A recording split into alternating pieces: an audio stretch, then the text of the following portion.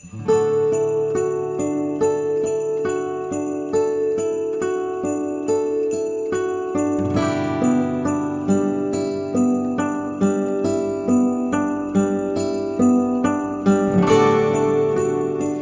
do you feel loved?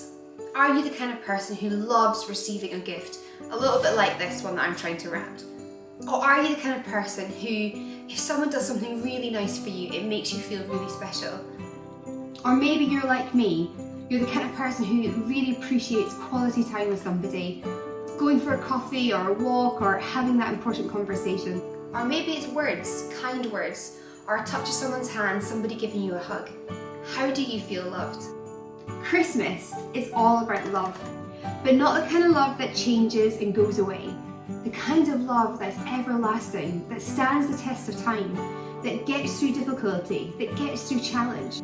It's the kind of love that is unconditional and there no matter what. And sometimes that's hard for us to imagine what that kind of love would be like, because it's maybe not been what we've experienced. But that's the kind of love that Christmas is all about.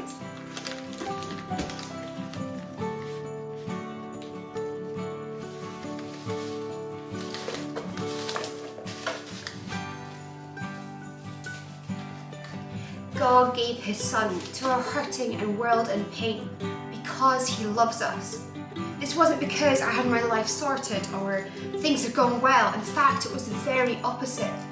The Bible says that while we were still sinners, i.e. while we were still messing things up, while we were still getting things wrong, God came to sort out the mess once and for all.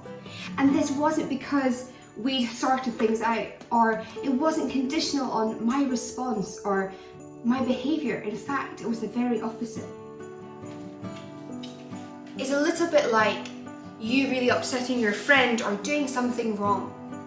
What would happen? How would they respond? In this situation, your friend takes the blame that is yours on themselves. Which seems crazy, doesn't it? It seems too good to be true. But that is ultimately what God did. In the person of Jesus at Christmas, he gave his love to us unconditionally so that we might be forgiven, so that we might know love and hope. It started at Christmas and it was the best gift that we could have ever been given. And you know what the most amazing thing is? It's not conditional. It's not conditional on you or me deciding to accept it. It's the very opposite. Mary was a teenager, Jesus' mother. When she gave birth to Jesus, she would have been about 14 years old. And her life was difficult. An angel visits her and asks if she would be willing to give birth to the Son of God. I don't know how that would have made you feel, but it definitely would have put some fear into my life. She had an uncertain future. She was not sure how people would take this news that she was pregnant. And having a baby out of wedlock in those days was a big deal. You were ostracized, you were rejected. So all these things are going through her head, yet she says yes to God.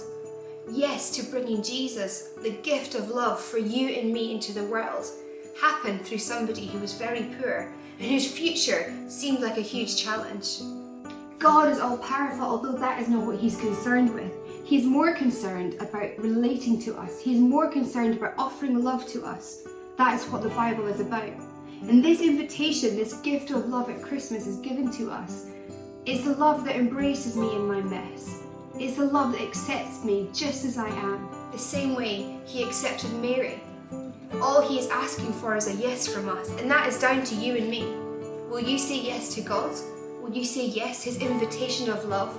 It forgives us. It's not based on how great I am, but on who God says I am, which is a child of God. Today, as you consider this invitation that God has for you, this invitation of love, seen in the person of Jesus for us as a gift at Christmas, what are you going to do with that? You might feel like your life is messy, really messed up, and that somehow you're not ready, things aren't good enough. Do you know, God doesn't mind about the mess. He really doesn't. He's more interested in who you are. He wants your yes. Like Mary's, are you willing to take a risk and say yes to God and let his love change your life forever?